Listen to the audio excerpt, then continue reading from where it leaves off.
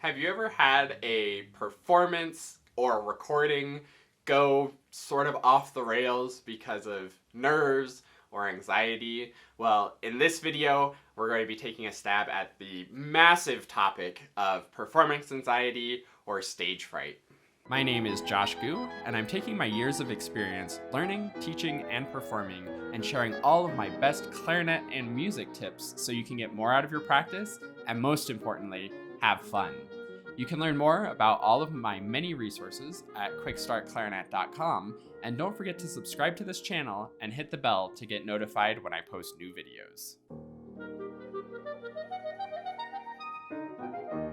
In my last few videos, I've been talking a lot about consistency and getting control and confidence in your playing, and I think a very natural next subject from that is performance anxiety, because it's so common that in our practice, we're feeling good, we're getting things going, but when we get on the stage or when we hit that record button to do a recording, it just falls apart a little bit. And in this video, I want to hopefully give you some really practical tips and advice that will help at least as much as possible. I say as much as possible because it's one of those things that I firmly believe, and I've heard this said by other people, that if anybody tells you that they don't get nervous when they go out to perform, they're either lying to you or lying to themselves. Because I think it's a very natural and very common thing that happens to all of us. Another story that I heard kind of related to that, I have no idea how true this is or not. I heard it through like multiple different sources, but there was apparently this tuba player. It was a pretty good tuba player and also a brain surgeon. And the tuba player, brain surgeon, said that performing music is scarier than doing brain surgery, because most of the time in brain surgery, if you make a mistake, you can go back and fix it. And I don't know if I necessarily want him to be my brain surgeon, but I think it's a really good point. Part of performing music is that it is just one shot, and that's all you have. You go out on stage, you play it, anything that doesn't come out the way that you want, you can't go back and fix it. It's just a one-time through kind of thing. So we have to prepare a ton so that we can get what we want to come out of the instrument in that one chance that we have. And that's where the anxiety can start to brew and build up, because we're getting ready to go out there and have this one go at it and hope that it comes out good. Then there's all kinds of other layers of pressure too, depending on where you're at, where if you're a college music major, maybe there's a voice in the back of your head that's like, if I don't do this well enough, then I'm not going to be able to make money from this. If you're an amateur adult, you might have the voice in the back of your head saying like, oh, if I'm not good enough, then what's the point of even doing this? Like, there's other people who do this so much better than me, like, who am I to be trying to do this? And there's all kinds of these little voices that float around our heads that just ramp up the anxiety. And what I call that is sort of raising the stakes. It makes it feel like the stakes get higher and higher and higher, as if this one performance or this one moment in time is going to define your entire hobby, career, joy, if this is something that you love doing, which I hope that you do. And it gets really, really stressful. If that was true, if one performance could define the entire future of your playing journey, then yeah, you should be anxious. That's really terrifying. But I think it's important to remember and important to lower the stakes. I think this is the biggest secret to performance anxiety that I have, is you need to just lower the stakes, relax, realize that it's not the end of the world, and no one performance is ever going to define anybody's career. I don't think anybody's had a career-defining performance or a life-defining performance, especially not in a negative way. Maybe there are some that are in a positive way. One that comes to mind is like Richard Stoltzman's Grammy-winning Brahms recordings. That was a sort of career-defining moment for him, and a really great thing that all of us can point to as like a great moment in clarinet history really is when Richard Stoltzman won a Grammy for his great Brahms recordings. But that's a positive definition. So I think we would all be okay with our careers being defined by winning a Grammy. But I don't think there's anybody who's been defined by a bad performance. And yes, maybe there are some very notable, very disastrous performances that people have had, but you can always spring back from it. And you can always come back and do something new and do something different, no matter how disastrous it is. So next time you're going to perform, let's think about lowering those stakes a little bit, put it in perspective. First of all, most of the people in the audience aren't going to notice even a small fraction of the mistakes that you're going to notice. Second of all, nobody in the audience is going to remember your performance for very long at all. Most people listening are more preoccupied with other things going on in their lives or things like that, and they're just there to be entertained and have a little enjoyment. So go out there, share your music, give them something to enjoy, and keep those stakes low, because in the long run, none of it matters very much at all. Now there's other ways that we might be sort of raising the stakes as well when it comes to performing. And this has to do with raising the expectations.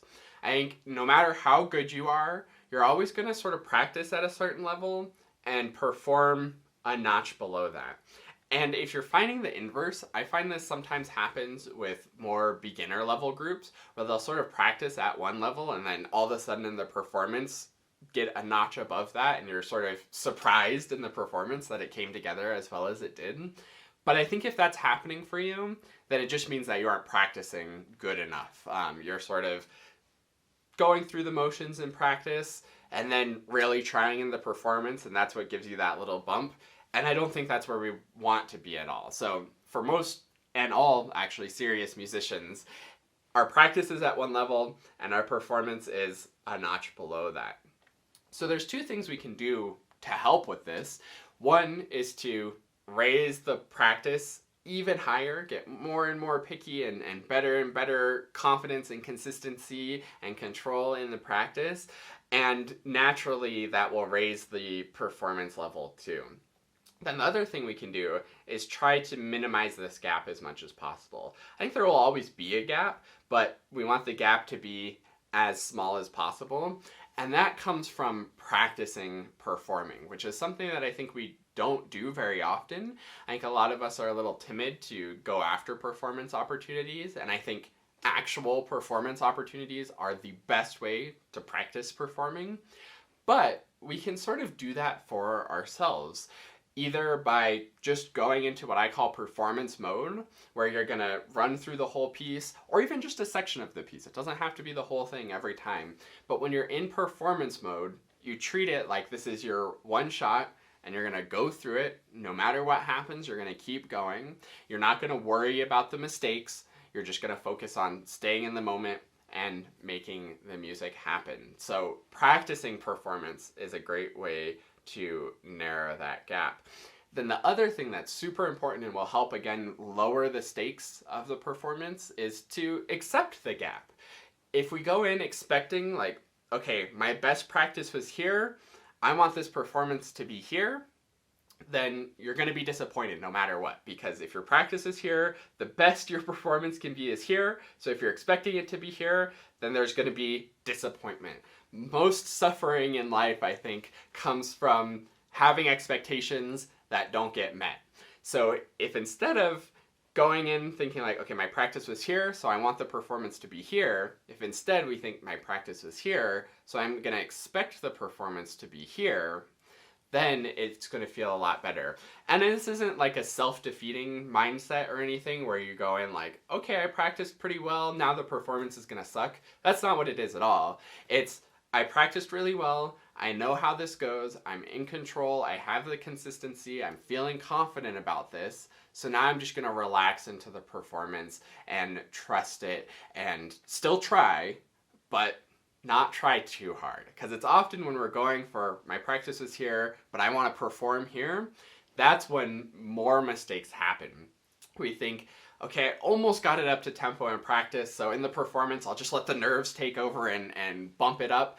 That's when it always falls apart. You're thinking about playing fast, then you get the fast note freak out, or you're trying to tongue a little shorter, or trying to do a little more dynamics, and it all gets out of control. It's all about just relaxing into it, lowering the stakes, relaxing the expectation a little bit, and trusting yourself to do what you know how to do.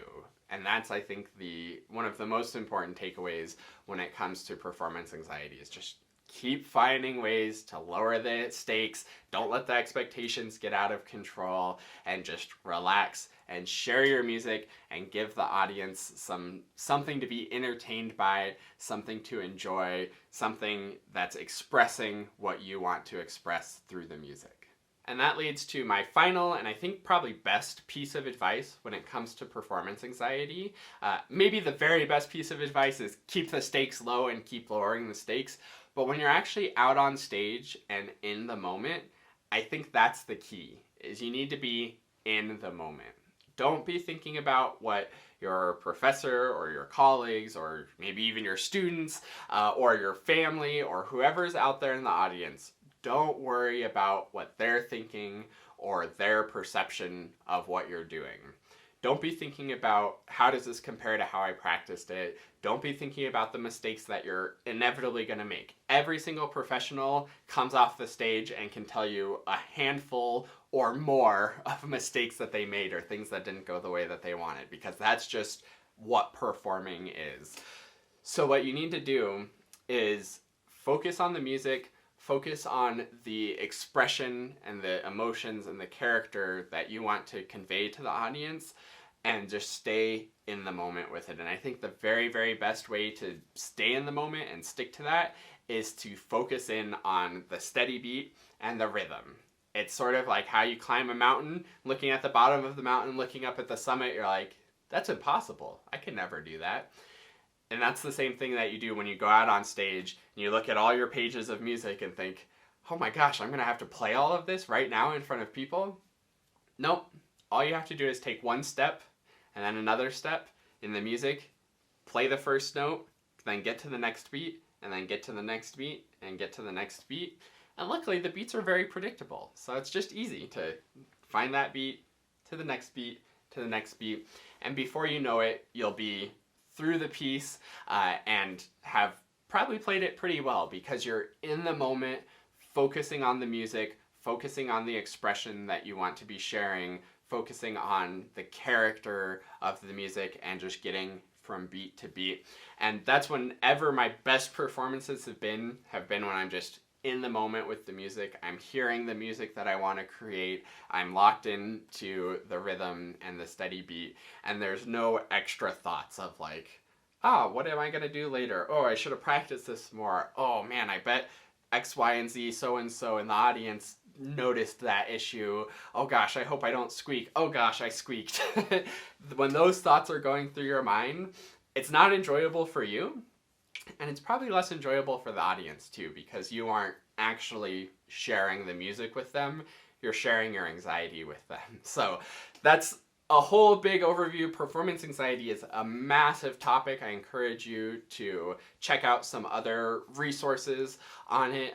One off the top of my head is the Bulletproof Musician with Noah Kageyama. Fantastic podcast and all kinds of great content around this topic. He's been going at it for years now, pretty much all focused on performance anxiety and practice efficiency, and there's just so much to talk about it. But these are my sort of quick-ish tips, my top tips to lower the stakes, stay in the moment with the music, and share your music with the audience. No matter what they think, doesn't matter what they think. You're just there to share what you have, share what you've worked on, and be in the moment with it. So hopefully this has been helpful. Let me know if you have any questions in the comments. Thanks so much for watching, and I look forward to seeing you in another video. And last but not least, a huge heartfelt thank you to the Dennersons. This is like the QuickStart Clarinet family who supports the channel and helps to make everything that I do possible. If you would like to support the channel and get some awesome rewards in return where we can work one-on-one over video and you can have my full support moving forward on your clarinet journey, then go to quickstartclarinet.com/supporter.